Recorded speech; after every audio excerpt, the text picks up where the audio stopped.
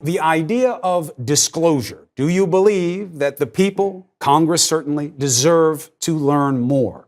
Sure I do. And I, like the president, would like to have the whole thing out because I believe that there's nothing there that will hurt us. And I believe that if there is any argument there that tries to hurt us, we can rebut it. We have a 97-page report ready to rebut anything they say. I mean, about 30 of it's devoted to obstruction of justice, which I think is a totally specious charge. However, according to the Attorney General, Robert Mueller did not find that the Trump campaign conspired with Russia to disrupt the 2016 election, did not find evidence that established that. The special counsel didn't come to any conclusions one way or the other about whether the president committed obstruction of justice. Instead, evidence was presented on both sides, and the decision was left to two individuals who are not exactly disinterested in the matter. Deputy Attorney General Rod Rosenstein, who wrote the letter giving the president a pretext to fire then FBI Director James Comey, and Attorney General William Barr, who appeared... News media tonight under fire for coverage of the special counsel probe after years of claims of possible smoking guns and bombshells.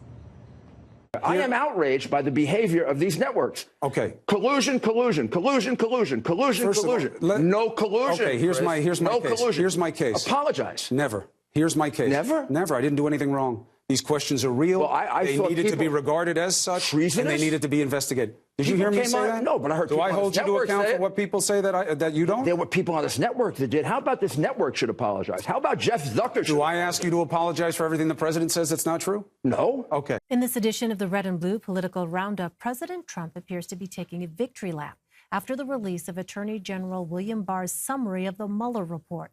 In his summary, Barr wrote, quote, "The investigation did not establish that members of the Trump campaign conspired or coordinated with the Russian government in its election interference activities." The president took to Twitter following the report's release. He called it a total exoneration. And at the White House Monday, he said an investigation like Mueller's should never happen again. But what they did, it was a false narrative. It was a terrible thing. We can never let this happen to another president again. I can tell you that, and I say it very strongly. Very few people I know could have handled it.